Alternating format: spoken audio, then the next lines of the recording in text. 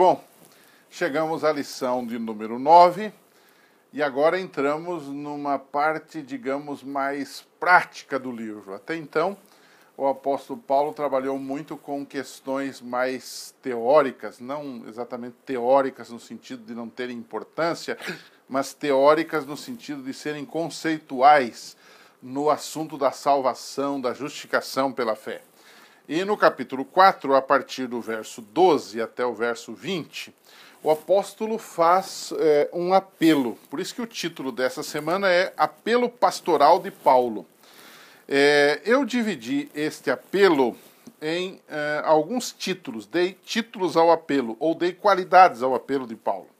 Em primeiro lugar, o apelo de Paulo foi pessoal e foi intenso. Se você tomar o verso 12, ele diz assim: irmãos, assim eu vos suplico. A palavra deomai, em grego, dá a ideia de rogo-vos, dá a ideia de alguma coisa chorosa, alguma coisa num tom até de desespero. Ou seja, não era um apelinho qualquer, fraquinho, mas era um apelo muito forte para aqueles irmãos voltassem à verdadeira fé, ao verdadeiro conhecimento e à verdadeira prática do Evangelho. Então, em primeiro lugar, o apelo foi pessoal e foi intenso, foi quase que um desespero. Em segundo lugar, o apelo foi contextual, ou seja, foi dentro da realidade deles. Se você voltar ao verso 12, eu li apenas uma parte do verso, ele diz assim: sede qual eu sou, pois também eu sou como vós. Irmãos, assim vos suplico, em nada me ofendestes. O que ele está dizendo aqui? Ele insiste para que os Gálatas sejam como ele é. Ele está falando aqui de essencialidade na vida cristã. Ele está dizendo: eu sou um cristão comprado e salvo por Jesus Cristo. Sejam como eu sou. Não no sentido de que eu sou o exemplo, de que eu sou perfeito, que eu sou melhor do que vocês. Mas a minha vida está imersa em Cristo. Aqui ele parece repetir aquele conceito de 2:20, quando ele diz: já não sou mais eu que vive, mas Cristo vive em mim. Este é o sentido aqui. Sejam como eu sou, pois eu também sou como vós. O que ele está tentando dizer aqui, de que ele também era como eles? Ora, não é ele mesmo que diz, sejam como eu sou, e agora ele diz, eu sou como vós. O que ele está tentando dizer aqui? Ele está indicando aqui, irmãos, de que ele havia assimilado coisas do mundo deles, que era um mundo gentílico, um mundo não judeu, para poder pregar o evangelho na cultura deles. Ele não assumiu, logicamente, os erros dele, tanto é que ele os estava combatendo, mas ele contextualizou-se. Por isso que eu digo que este é um apelo de Paulo contextualizado, adaptado à realidade deles para obter um melhor resultado. Ele falou, em outras palavras, a língua deles, entrou no mundo deles para poder evangelizá-los sem deixar-se levar pelos erros deles, tanto de conceito quanto de prática. Terceiro ponto, o apelo dele também foi intencional e essencial. Como é que ele trabalha, né? Em suas palavras, ele apela para que os irmãos problemáticos fossem como ele era. E aqui volta a questão da essencialidade, ou seja, assim como eu sou um salvo em Jesus, como eu entendo a justiça de Deus pela graça, vocês também precisam entender a mesma coisa. Ele não estava muito preocupado aqui com usos, costumes e etc. Ele estava preocupado com a essência do Evangelho, com a base do Evangelho, que é a salvação pela fé em Jesus Cristo, que é a justificação, que é o perdão que vem pela graça de Deus e não pelas obras humanas. Não é?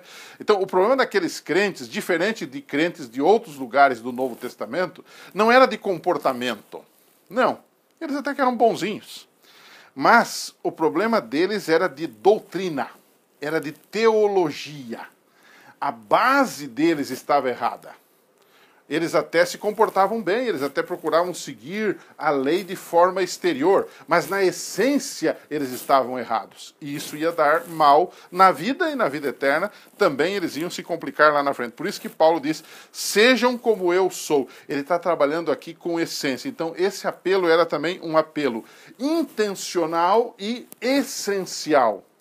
As duas coisas. Ele queria tirá-los daquela situação de heresia e ele queria levá-los para a verdade, mas a verdade tal como as Escrituras pregavam e ele naturalmente pregava também. Então, para terminar, a lição dessa semana está um pouco mais curta.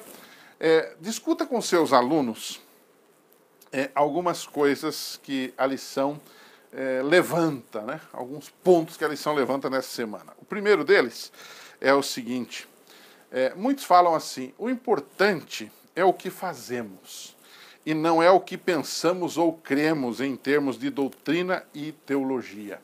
Será que isso é verdade? Alguns dizem, olha, o importante é fazer o bem para as pessoas.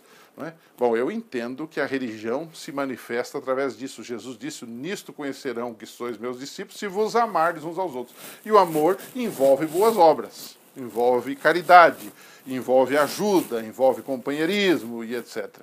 Mas será que é só comportamento que pesa aqui?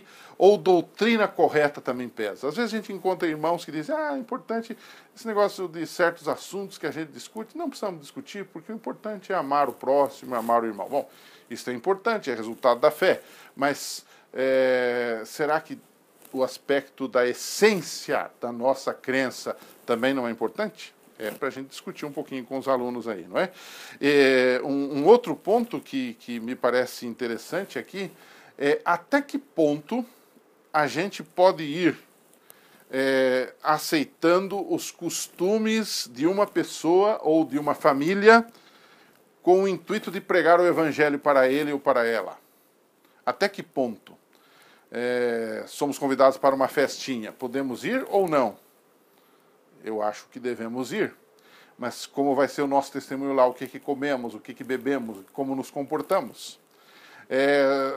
Vamos assimilar a cultura daquela pessoa, os costumes daquela pessoa, vamos aceitar dela, até que ponto a gente deve ir? E a gente sabe até onde a gente deve ir. Até que não fira os princípios exarados na palavra de Deus, não é? Mas é bom a gente discutir com os alunos para que a gente possa crescer juntamente na fé, não é? E, para terminar, leia com seus alunos Gálatas 4, verso 16, e o texto diz assim, tornei-me, ele está falando aos Gálatas, porventura vosso inimigo por vos dizer a verdade? E aqui eu deixaria uma pergunta, será que às vezes falar a verdade ofende? Ou falar a verdade sempre ofende? Alguns irmãos que acham que eles devem sair por aí falando a verdade, colocando em outdoor, falando mal de fulano, beltrano, desta igreja, ou desta religião, ou desta ideologia, estamos falando a verdade. E isto ofende as pessoas. Será que falar a verdade sempre ofende? Ou há maneiras de falar a verdade e não ofender?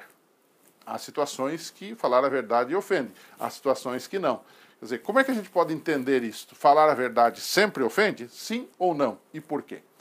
A gente se encontra na semana que vem. Um abraço e até lá.